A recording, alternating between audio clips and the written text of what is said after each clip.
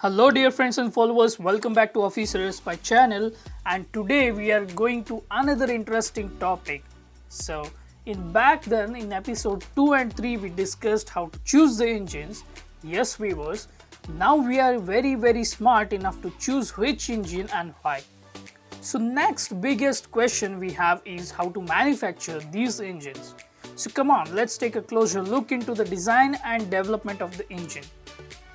Design is something like converting requirements into products. This process consists of two major elements, that is requirement definition and design definition. Development is something proving a product which meets the requirement. In this aim, our aim is to achieve the certification of the product in line for the safe service. For design, we want customer needs. For example, a turbofan engine has a thrust, reverse thrust and electrical power as a function related attributes. So we want these designs has to be confirmed by customers as their requirements. Wait, we don't know what is attributes, so let's understand very clearly. In the sense, we have the requirements are something like a written target values. Constraints are not to exceed values. Attributes stay in middle to have a target values and not to exceed values both. So aircraft range depends on weight and fuel consumption. So these are the target values we have. Payload structural limits are not to exceed values. Fuel tank size are the attributes values. Hope you understand. So to develop these engines, we need three most important topics or an aspect we can call it as. First one is generating ideas, second one to evaluate ideas, third one to find and decide solution. So first step is to innovate or imagine or to find ideas. Second step, how the product will perform, we have to evaluate. And the last step will go for the requires both knowledge of customer and experience of the product. If we talk about the development, our objective are to validate new product, to verify that product with requirements and to achieve the certification. Okay, let's say we are very good at CAD and CAM and we can design the best. But the very next step we have to take is how to go for certification, who will give.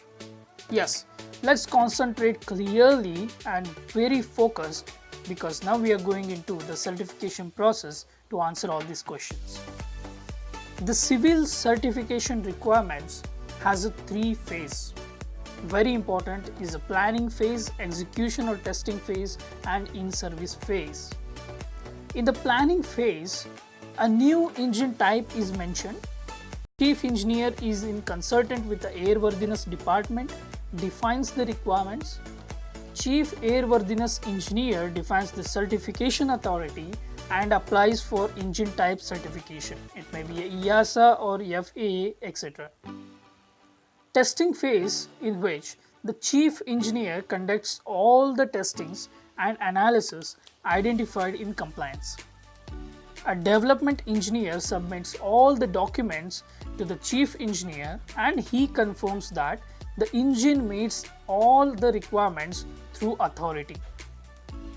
In service phase, we have the chief engineer undertakes all the responsibilities of airworthiness of product through its life cycle. In this practice, engine development plan is conducted. This includes everything right from the idea to end of the product in the service. Only one aviation authority requirements has to be adhered to during the certification process. But cross certification is obtained through agreements. So we have many different types of testings. So some of the different types of testing has to be assigned and signed by the authority. This is very important. And next we go for a testing. We have different types of testing, namely 150-hour endurance test, fan blade of test, bird strike test, rain injection test, altitude test, icing test, strain gauge test, low temperature test, crosswind test, noise test, etc.